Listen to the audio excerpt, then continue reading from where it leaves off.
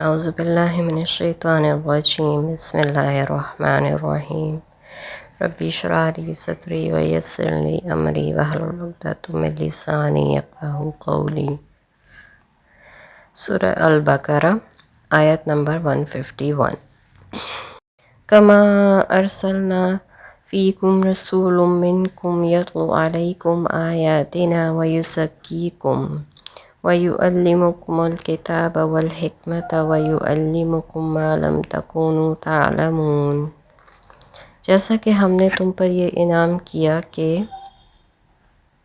تمہیں میں سے ایک رسول بھیجا جو تمہارے سامنے ہماری آیات تلاوت کرتا ہے اور تمہیں پاکیزہ بتاتا ہے اور ایک کتاب اور حکمت سکھلاتا ہے، اور وہ کچھ بھی سکھلاتا ہے جو تم پہلے نہ جانتے تھے۔ جیسا کہ اس سے پہلے اللہ تعالیٰ کہہ رہے ہیں کہ میں تم پر یہ انعام کر چکا ہوں کہ تم ہی میں سے ایک ایسا رسول بھیجا ہے جو تمہیں اللہ کی آیات سناتا ہے، تمہیں پاکیزہ بناتا ہے اور تمہیں کتاب اور حکمت کی تعلیم دیتا ہے۔ اس نعمت نے تمہاری کایا پلٹ دی۔ تم جاہل تھے، اللہ نے تمہیں علم سے نوازا۔ تم ذلیل تھے، اللہ نے تمہیں سر بلند کیا۔ تم ہر وقت لڑتے مرتے اور بد امنی کا شکار تھے، اللہ نے تمہارے دل ملا دیے اور آپس میں محبت ڈال دی، اور یہ سب کچھ اسی تعلیم کا نتیجہ تھا۔ پھر جس طرح تم میں رسول بھیجنا ایک بہت بڑا انعام تھا، اسی طرح دوسرا انعام جو تھا وہ تحویل قبلہ تھا، یعنی قبلے کی تبدیلی، جس کے ذریعے تمام دنیا کی امامت تمہیں سونپی جا رہی تھی۔ فَاذْكُرُونِی أَذْكُرْکُم وَاشْکُرُوا لِی وَلَا تَکْفُرُونَ۔ سو یاد کرو مجھے، میں یاد رکھوں گا تمہیں، اور تم شکر کرو میرا اور ناشکری کرو میری۔ لہٰذا تمہیں لازم ہے کہ ہر دم مجھے یاد کرتے رہو، اور اگر تم مجھے یاد کرو گے تو میں تمہیں یاد کروں گا۔ چنانچہ حضرت ابو ہریرہ کہتے ہیں کہ نبی اکرم صلی اللہ علیہ وسلم نے فرمایا کہ اللہ تعالیٰ ارشاد فرماتا ہے کہ میں اپنے بندے کے گمان کے مطابق اس سے سلوک کرتا ہوں، اور جب وہ میرا ذکر کرتا ہے تو میں بھی اس کے ساتھ ہوتا ہوں، اور اگر وہ مجھے دل میں یاد کرے تو میں بھی اسے یاد کرتا ہوں، اور اگر وہ مجھے کسی مجمع میں یاد کرے تو میں اس سے بہتر جماعت میں سے یاد کرتا ہوں، اور اگر وہ ایک بالشت میرے نزدیک ہوتا ہے تو میں ایک ہاتھ اس کے نزدیک ہوتا ہوں، اور اگر وہ ایک ہاتھ میرے نزدیک ہو تو میں اپنے دونوں بازو پھیلائے اس کے قریب ہوتا ہوں، اور اگر وہ چلتا ہوا میرے پاس آتا ہے تو میں دوڑ کر اس کی طرف جاتا ہوں۔ اللہ کا شکر ادا کرنے سے اللہ تعالیٰ وہ نعمتیں بحال ہی نہیں رکھتے بلکہ مزید بھی عطا فرماتے ہیں، اور ناشکری کی صورت میں وہ نعمت ہی نہیں چھنتی بلکہ اللہ تعالیٰ کی طرف سے سزا بھی ملتی ہے۔ لہٰذا ہمیں کیا چاہیے کہ ہم اللہ تعالیٰ کا ہر وقت ہر حال میں شکر ادا کرتے رہا کریں۔ یا ایھا الذین آمنوا استعینوا بالصبر والصلاۃ ان اللہ مع الصابرین۔ اے لوگو جو ایمان لائے ہو، جب کوئی مشکل درپیش ہو تو صبر اور نماز سے مدد لو، یقیناً اللہ صبر کرنے والوں کے ساتھ۔ پہلے بھی ہمیں یہ والا حکم جو ہے سورہ البقرہ میں گزر چکا ہے، جہاں پہ اللہ تعالیٰ نے کہا ہے کہ صبر اور نماز سے مدد لینی چاہیے۔ اس مقام پر اس کی مناسبت یہ ہے کہ تحویل قبلہ کے ساتھ ساتھ امت مسلمہ کو جس امامت کے لیے تیار کرنا مقصود ہے، تو اس کی راہ میں جو تھی بہت سی مشکلات اور مصائب پیش آنے والے تھے۔ لہٰذا اے مسلمانوں، ایسے اوقات میں صبر اور نماز سے کام لو۔ صبر سے انسان بہت سی مشکلات پر قابو پا لیتا ہے، اور نماز ان حالات میں انسان کو اطمینان بخشتی ہے، بندے کا اللہ پر توکل بڑھتا ہے، اور یہی توکل مشکلات میں ثابت قدم رہنے کے لیے ایک بہت بڑا سہارا ثابت ہوتا ہے۔ صبر کرنے والوں کے ساتھ اللہ کی معیت کا معنی یہ ہے کہ ایسے لوگوں کو اللہ تعالیٰ کی طرف سے عنانت اور توفیق نصیب ہوتی رہتی ہے۔ جیسے کہ مشہور مثل ہے کہ صبر کا پھل میٹھا ہوتا ہے، اور یہ بات ہر انسان کو اپنی ذاتی تجربات کی بنا پہ بھی معلوم ہو سکتی ہے اور ہوتی رہتی ہے۔ وَلَا تَقُولُوا لِمَن يُقْتَلُ فِي سَبِيلِ اللَّهِ أَمْوَاتٌ۔ اور جو لوگ اللہ کی راہ میں شہید ہو گئے انہیں مردہ نہ کہو، کیونکہ وہ حقیقتاً زندہ ہیں، مگر تم ان کی زندگی کی کیفیت کو سمجھ نہیں سکتے۔ کیونکہ موت کا جو لفظ ہے اور اس کا جو تصور ہے وہ انسان کے ذہن میں ایک ہمت شکن اثر ڈالتا ہے، اور لوگوں میں جذبہ جہاد فی سبیل اللہ کے سرد پڑ جانے کا اندیشہ ہوتا ہے۔ لہٰذا شہداء کو مردہ کہنے سے روک دیا گیا۔ اس کے علاوہ یہ کہ یہ ایک حقیقت ہے کہ شہید کی موت قوم کی حیات کا سبب بنتی ہے، اور لیکن شہید کی زندگی کے بارے میں ہم بہت کم جانتے ہیں۔ صحیح حدیث میں ہے کہ آپ صلی اللہ علیہ وسلم نے فرمایا کہ شہداء کی روحیں سبز پرندوں کے جسم میں ہوتی ہیں اور ان کے لیے عرش کے ساتھ کچھ قندیلیں لٹکی ہوئی ہیں۔ یہ روحیں جنت میں جہاں چاہتی ہیں سیر کرتی پھرتی ہیں، پھر ان قندیلوں میں واپس آ جاتی ہیں۔ وَلَنَبْلُوَنَّكُمْ بِشَيْءٍ مِّنَ الْخَوْفِ وَالْجُوعِ وَنَقْصٍ مِّنَ الْأَمْوَالِ وَالْأَنفُسِ وَالثَّمَرَاتِ وَبَشِّرِ الصَّابِرِينَ، اور ہم ضرور تمہیں خوف اور کافر اور فاقے میں مبتلا کر کے، اور نیز جان اور مال اور پھلوں کے خسارے میں مبتلا کر کے تمہاری آزمائش کریں گے، اور اے نبی ایسے صبر کرنے والوں کو خوشخبری دے دیجیے۔ یہ خطاب مسلمانوں سے ہے۔ خوف سے مراد وہ ہنگامی صورتحال ہے جو جنگ حساب سے پہلے ہر وقت مدینہ کے آزاد چھوٹی سی ریاست کے گرد منڈلاتی رہتی تھی۔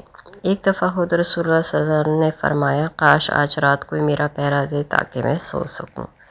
یہ سن کر حضرت سعد بن ابی وقاص مسلح ہو کر کھڑے آ گئے اور کہا، یا رسول اللہ میں پہرا دیتا ہوں، آپ سو جائیں۔ چنانچہ آپ صلی اللہ علیہ وسلم نے اسی طرح آرام فرمایا، اور ایک رات اہل مدینہ ایک خوفناک آواز سن کر گھبرا گئے۔ پھر وہ اس آواز کی طرف روانہ ہوئے تو دیکھا یا رسول اللہ صلی اللہ علیہ وسلم ادھر سے واپس آ رہے ہیں۔ آپ صلی اللہ علیہ وسلم ان سے پہلے اس آواز کی جانب روانہ ہو گئے اور خبر معلوم کر کے آ رہے تھے۔ آپ نے لوگوں سے کہا، ڈرو نہیں ڈرو نہیں۔ حضرت ابو ہریرہ کہتے ہیں کہ میں صفا والوں میں 70 آدمی ایسے دیکھے جن کے پاس چادر نہ تھی، یا تو فقط تہبند تھا یا فقط کمبل جسے انہوں نے گردن سے باندھ رکھا تھا، جو کسی کی آدھی پنڈلیوں تک پہنچتا اور کسی کے ٹخنوں تک، جیسے وہ اپنے ہاتھ سے سمیٹتے رہتے، اس ڈر سے کہ کہیں ان کا سطر نہ کھل جائے۔ حضرت عائشہ نے اپنے بھانجے عروہ بن زبیر سے کہا کہ میرے بھانجے، ہم پر ایسا وقت گزر چکا ہے کہ ہم ایک چاند دیکھتے، پھر دوسرے چاند، پھر تیسرے چاند، یعنی 2 مہینے آپ صلی اللہ علیہ وسلم کے گھر میں آگ نہیں جلتی تھی۔ عروہ نے کہا، خالہ پھر تمہاری گزر کس چیز پر ہوتی تھی؟ حضرت عائشہ نے فرمایا، انہی 2 کاری چیزوں یعنی کھجور اور پانی پر۔ اتنا ضرور تھا کہ چند انصاری لوگ آپ کے ہمسائے تھے جن کے پاس بکریاں تھیں، وہ آپ کے لیے بکریوں کا دودھ تحفے کے طور پر بھیجا کرتے، جس سے ہم آپ صلی اللہ علیہ وسلم کو بھی پلاتے۔ حضرت ابو ہریرہ فرماتے ہیں کہ رسول اللہ صلی اللہ علیہ وسلم کی آل پر آپ کی وفات تک ایسا زمانہ نہیں گزرا کہ انہوں نے مسلسل 3 دن پیٹ بھر کر کھانا کھایا ہو۔ حضرت ابو ہریرہ فرماتے ہیں کہ مجھے بھوک لگی ہوئی تھی، مجھے حضرت عمر ملے تو میں نے ان سے کہا کہ قرآن پاک کی فلاں آیت مجھے پڑھ کر سناؤ۔ وہ اپنے گھر میں گئے اور یہ آیت مجھے پڑھ کر سنائی اور سمجھائی۔ آخر میں وہاں سے چلا گیا، تھوڑی ہی دور گیا کہ بھوک سے بے حال ہو کے اوندے منہ گر پڑا۔ اتنے میں کیا دیکھتا ہوں کہ رسول اللہ صلی اللہ علیہ وسلم میرے سرہانے کھڑے تھے۔ آپ نے میرا ہاتھ پکڑ کر مجھے اٹھایا اور پہچان گئے کہ بھوک کے مارے میرا یہ حال ہے۔ آپ مجھے گھر لے گئے اور میرے لیے دودھ کا پیالہ لانے کا حکم دیا۔ میں نے دودھ پیا، پھر فرمایا ابو ہریرہ اور پی، میں نے اور پیا، پھر فرمایا اور پی، میں نے پیا، حتیٰ کہ میرا پیٹ تن کر سیدھا ہو گیا۔ پھر میں حضرت عمر سے ملا اور اپنا حال بیان کیا اور کہا، اللہ تعالیٰ نے میری بھوک دور کرنے کے لیے ایسے شخص کو بھیج دیا جو آپ سے اس بات کے زیادہ لائق تھے۔ اللہ کی قسم، میں نے آپ سے جون سی آیت پڑھ کر سنانے کو کہا تھا وہ مجھے آپ سے زیادہ یاد تھی۔ حضرت عمر کہنے لگے، اللہ کی قسم، اگر میں اس وقت تمہیں گھر لے جا کر کھانا کھلاتا تو سرخ اونٹوں کے ملنے سے بھی زیادہ خوشی ہوتی۔ سعید بن ابی وقاص کہتے ہیں کہ میں پہلا عرب ہوں جس نے اللہ کی راہ میں تیر چلایا، اور ہم نے اپنے تئیں اس وقت جہاد کرتے پایا جب ہم کو ہیلا اور ثمر یعنی کانٹے دار درخت کی پتوں کے سوا اور خوراک نہ ملتی۔ ہم لوگوں کو اس وقت بکری کی طرح سوکھی مینگنیاں آیا کرتی جن میں تری نام کی کوئی چیز نہ ہوتی۔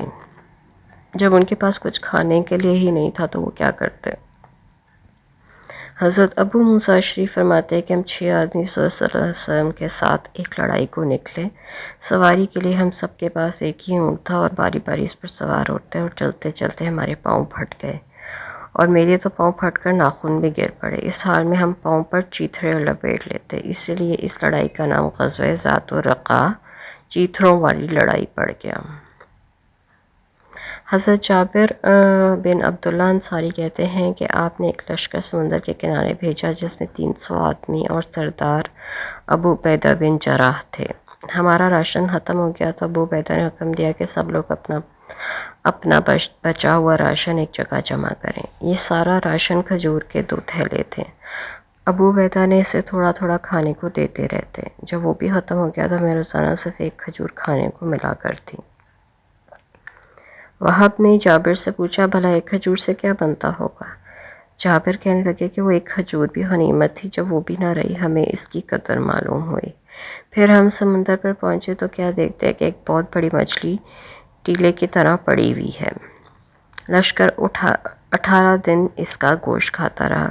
جب ہم چلنے لگے تو ابو عبیدہ نے حکم دیا کہ اس کی 2 پسلیاں کھڑی کی جائیں، اور وہ اتنی اونچی تھی کہ اونٹ پر کجاوا کسا گیا تو وہ اس کے نیچے سے نکل گیا۔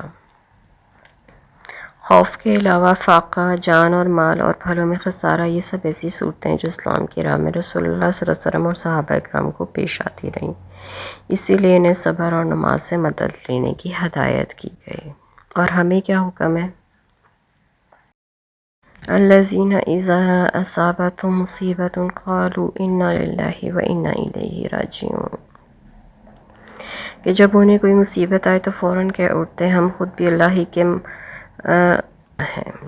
کی ملکیت ہے اور اسی کی طرف ہمیں لوٹ کر جانا ہے۔ جو یہ کلمات صرف زبان سے ہی ادا نہیں کرتے بلکہ دل سے بھی اس بات کے قائل ہوتے ہیں کہ چونکہ ہم اللہ ہی کے ہیں لہٰذا ہماری جو چیز بھی اللہ کی راہ میں قربان ہوئی وہ اپنے ٹھیک ٹھکانے پر پہنچ گئی، اور وہ کسی قسم کی بے قراری یا اضطراب کا اظہار نہیں کرتے، نہ ہی زبان سے کوئی ناشکری کا کلمہ نکالتے ہیں۔ چنانچہ جب آپ صلی اللہ علیہ وسلم کا نواسہ زینب کا بیٹا فوت ہو گیا تو آپ صلی اللہ علیہ وسلم نے اپنی بیٹی سے فرمایا یوں کہو کہ جو اس نے لے لیا وہ اللہ ہی کا تھا اور جو دے رکھا ہے وہ بھی اللہ ہی کا ہے۔ اس کے ہاں ہر چیز کا ایک وقت مقرر ہے، لہٰذا تمہیں چاہیے کہ صبر کرو اور اس سے ثواب کی امید رکھو۔ اولئک علیہم صلوات من ربہم ورحمہ واولئک ھم المہتدون، ایسے ہی لوگوں پر ان کے رب کی طرف سے عنایت اور رحمتیں برستی ہیں اور ایسے ہی لوگ ہدایت یافتہ ہوتے ہیں۔ وآخر دعوانا ان الحمد للہ رب العالمین، سبحانک اللہم وبحمدک، استغفرک واتوب الیک۔